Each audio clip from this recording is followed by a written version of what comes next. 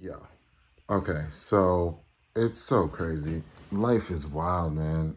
And I I'm in South Carolina.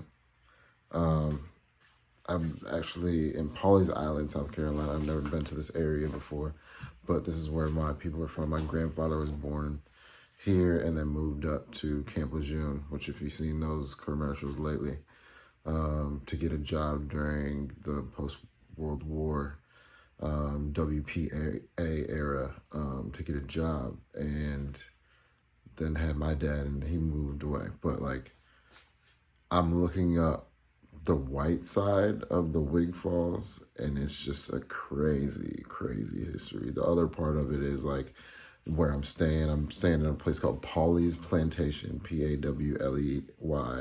apostrophe S Plantation, and of course, there's plantation stuff all over the South. That's not a big deal. Well, it is a big deal. It should be changed, but that's not my point. What's wild about it is if you look out the window behind me, I don't know, we'll just go out the door.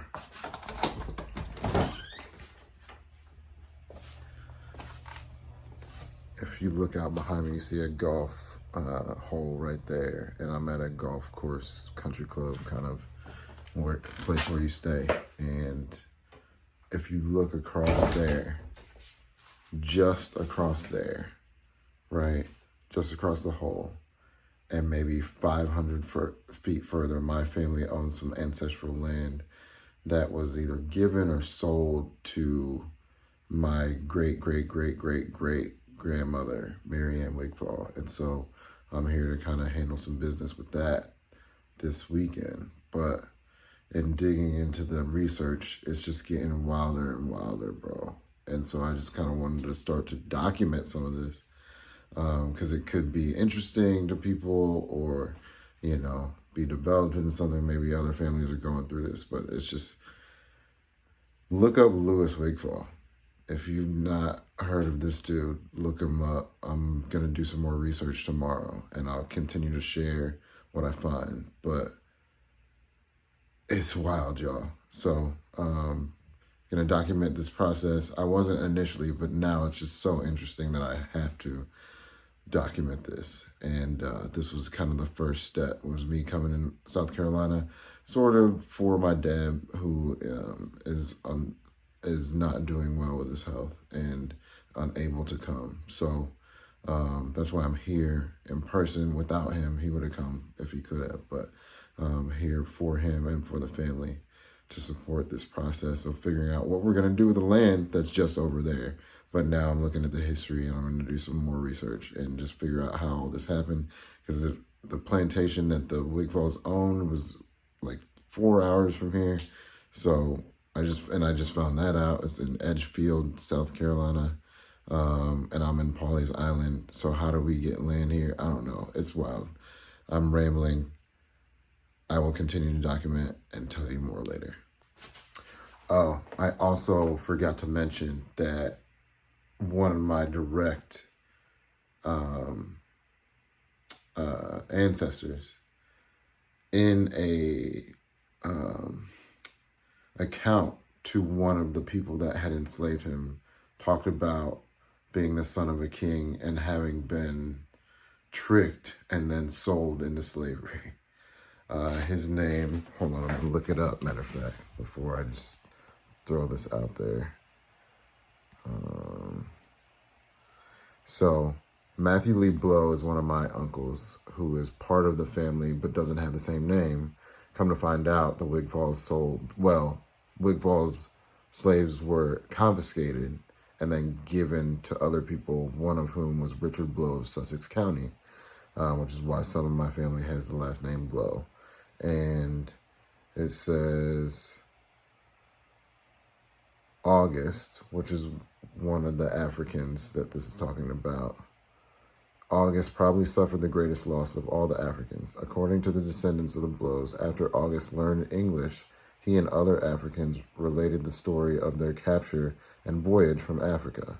August informed the Blow family that his father was an African king, and he was next in line to succeed him to the throne, but was betrayed by a jealous uncle who sold him to slave traders so he could rule as king. Instead of living the life of African nobility, August was condemned to a life of American servitude. And this is from an article that's in called The Washingtons of Wessington Plantation, Stories of My Family's Journey to Freedom. But there's just so much. It's crazy. There's just so much I'm finding out, and I'm going to just continue to document again. You will find out more very soon. I came here to do some preliminary research on some land for my family. And the more I dig into it, it's wild. We got this dude, Louis Wigfall, that was like a separatist from the U.S., and his father was a separatist with Britain, and like August, who was sold to some people named Blow, who my uncle named Matthew Lee Blow comes from, potentially being an heir to a throne to a king, and his uncle betraying him and selling him to some slave traders. It's just, there's so much. It's so wild. So I just wanted to note that. I'm going to keep going and keep updating, but these little videos, man, it's going to be so wild by the end of it. I don't even know what all will come of this. I just found a story in Edgefield, South Carolina, where at least one of the plantations, turns out there might have been multiple Wigfall plantations in South Carolina. Maybe wants to help me. So we're going to go to Edgefield, which is where Lewis is from, and then go from there. I'm going to also do some research at the library here in Whack-A-Mole County, and Pawleys Island. So keep you updated, but the story just keeps getting more and more wild. For real, for real. Did a bunch of research, and now you got all this paperwork. Got a bunch of names to do a little bit more research. I already knew about Ancestry. And I just found out about this thing called Family Search, so I'm going to go on that. It looks like it's got a bit more information. Right now, I'm going to try to head to the Georgetown courthouse, where they have birth and death records and all that kind of stuff. The lady at the library told me about it, and I'm going to try to head there before I finish today. And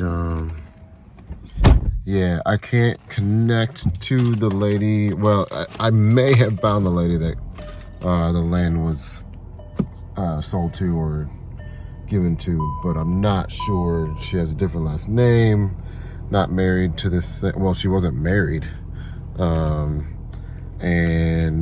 it says her father was Jacob, so I don't know. There's a lot of confusing information, but I'm continuing to dig. So right now I'm going to go to the court, or try to get to the courthouse, and then I'm going to go back to the spot that I'm staying and do a little bit of family searching and keep it going. I got some family to call, and I'm going to meet up with a family member later. But yeah, it's been a wild ride. We're going to keep it going and keep updating you. So I am in Pawleys Island, South Carolina. I think it's called Whack-A-Mole County, I should say. W-A-C-C-A-M-A-W County. And I'm at the library. There's a library behind me. There's some people in the parking lot, so I'm going to do this in the car so they can't hear me. But I'm doing research on my family.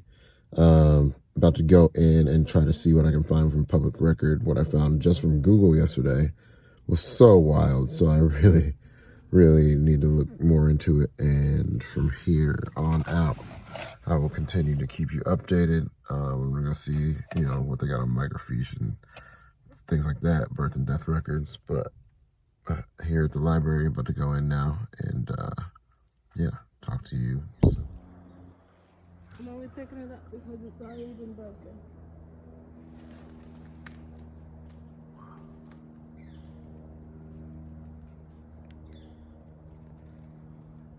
A little piece of life.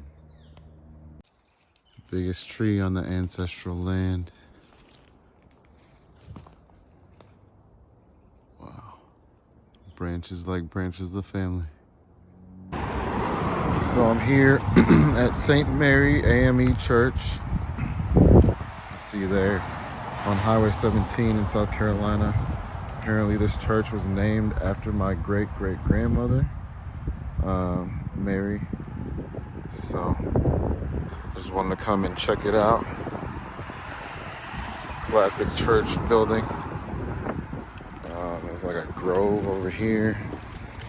And I don't think this is contiguous with our land, because that's somewhere else, but nice little church building.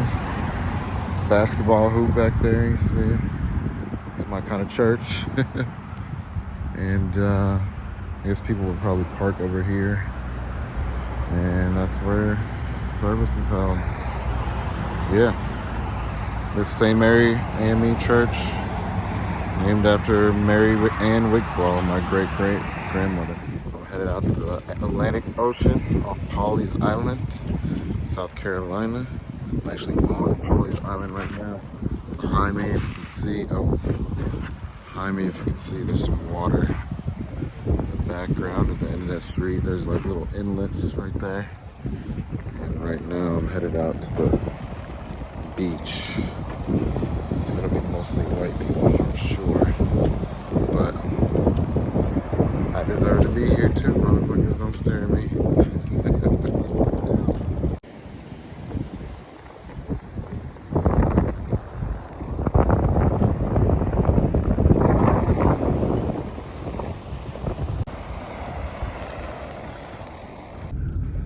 So these are the inlets. A lot of people obviously live out here now. But a lot of these are vacation homes as well. But we are on Pawleys Island, so across that little inlet area where you see this water is Pawleys Island Township, right? But now we're on Pawleys Island Historic District, so we're on an island just off the coast of South Carolina, and this is where my people were brought to work the land, and mostly for rice, because as you see, there's a lot of marshland, so it's easy to grow rice in this area. But you know, cotton, sugar, all that stuff. But I believe the rice was the king out here, and I'm on the island now, but that's inland South Carolina, across the water and across this little inlet kind of space you see here. And this is where my people came to and originated in the US. Obviously we were doing something before that, especially August, as if you saw that story. But yeah, this is where we were originally shipped to, is Pawleys Island, South Carolina. So I'm here at this historical society in South Carolina. This is the building. I gotta walk around to the front. It's called the Joanne T. Ransford Discovery Center and Museum. Project by the Edgefield County Historical Society. But apparently, the white Wigfalls that enslaved my people lived in Edgefield, so I'm going to get some information on that. Also got a little information on Mary Ann Wigfall's land and how that passed, and hopefully I'll find a little bit more information here on how exactly that worked, because the people that passed it to her do not have the last name Wigfall. So we'll see what information they have and then move on home to St. Louis. Keep you posted. Peace. Okay, so I told you I'm at this historical society, and it took them a while, but they sent somebody to meet me. And guess what?